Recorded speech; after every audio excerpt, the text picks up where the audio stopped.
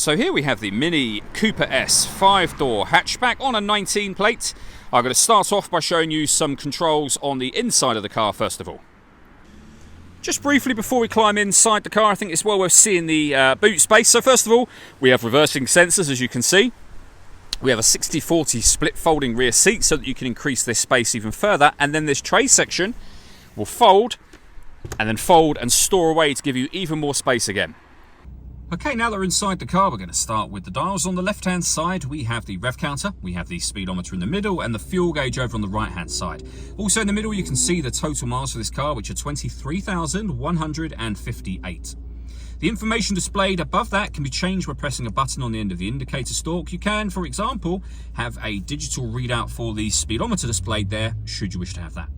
If we back out to the steering wheel, on the left-hand side, we have cruise control and speed limiter. And over on the right-hand side, the stereo and phone controls. Just behind the steering wheel, the minus and plus paddles will enable you to change gear manually with this automatic gearbox.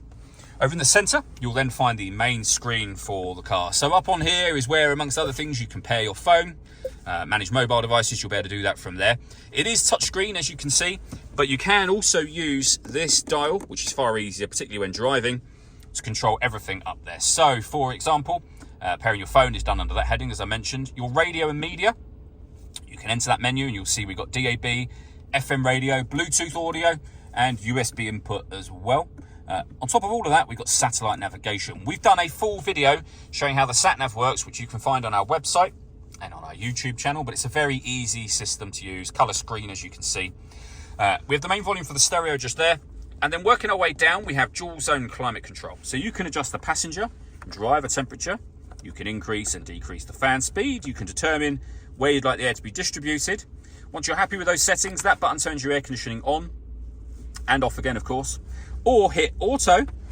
The car will now maintain the temperatures that you've asked for by taking control of the fan speed and direction of the air for you. Press auto again, you go back to whatever setting you had it on previously. With a heated driver's seat, with 3 different heat settings, and the same over there for the passenger side as well. Beneath that, we can turn off our traction control. This is the button that starts and stops the engine when you want to either go somewhere or, of course, get out of the car. This is the stop and start. So this car is designed to cut out when it's stationary in traffic, which will save you fuel. You can turn that system off, which is what I've just done there. And you can turn your parking sensors on and off as well. We then lastly have the gear lever for the fully automatic gearbox, and then a 12-volt charging socket and USB input just there.